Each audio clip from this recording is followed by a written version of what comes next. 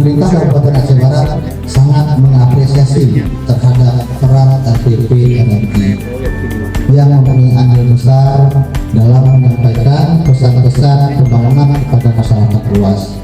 Seiring dengan hal tersebut, masyarakat Kabupaten Aceh Barat juga sangat senang dan antusias mendengarkan informasi yang disampaikan lewat udara oleh RRI, sekaligus ikut berpartisipasi aktif pada berbagai acara yang digelar oleh RRI.